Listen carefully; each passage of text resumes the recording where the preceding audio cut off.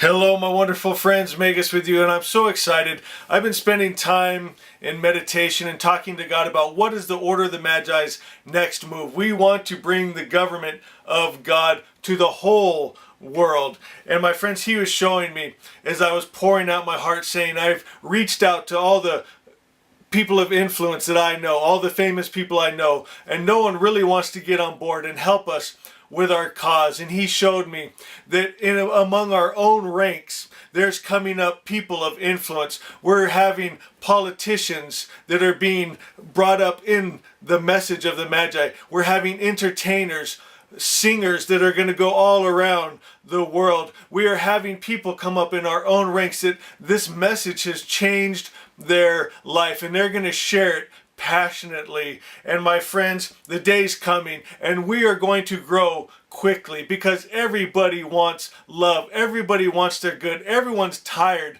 of being a slave. And I want you to hear this. Sometimes as we talk about bringing in the government of God and changing the political system, it can seem like such a big thing, almost overwhelming, because we can get caught up in our own lives just trying to survive and keep our own little system going. But my friends, that's been designed that way. As a slave, it's supposed to be hard to survive. So you can't start having these grand ideas of these higher realms of life. And so as you break away from that, you start to pull away from that, you see how easy it is. This message goes all around the world. Iran and Turkey and Pakistan and China and just everywhere, all the countries and all the people are hearing this, and it's resonating as I get messages back. Yes, we want love, we want peace, we want the good spirit, we want our good. My friends, my dream and desire is one day everyone can go out and find a plot of land for their family, be it on a river, a lake, a mountaintop, the ocean, build a beautiful home, grow food, and just live free, not under the oppression of the governments of man, living in love and purity. But to do that, man has to have a change of heart. Man has to live only in good. And I'll tell you why, because we've seen it with history, okay? A person builds a home on a stream, but upstream the person dams off the stream, so now the person below isn't getting water and he's hoarding it all for himself. Or they'll go in and out of fear wipe out other people and just grab and take, and you can't work out of the evil spirit and live in good spirit. Do you see what I'm saying? So everyone around the world has to have a change of heart, change of mind, not living in fear, not trying to grab all they can get, but wanting the best for each other. And I heard a beautiful story that sums this up. It was at the Special Olympics, and it was the 100-yard dash, and all these children were running towards the finish line, and one of them fell and hurt his knee and started crying, and everyone in that race stopped, turned around and went back to check on him. And one of the sweet girls with Down syndrome kissed him on his head and said, "That'll make it all better." And then they picked him up and they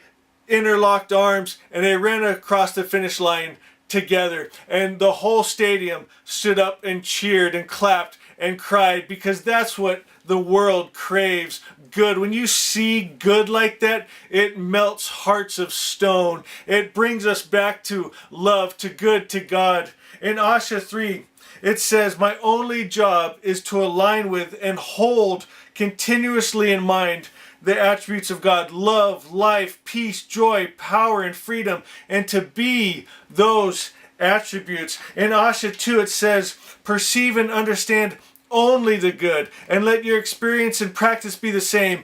Be aware at all times of your high standing. Always remember the covenant written on your mind, that you might not forget you are a child of the King of love, of the all good Spirit." My friends, we are changing this world, and we're all going to stand up at once as we all awaken. And as my friends, see this with me.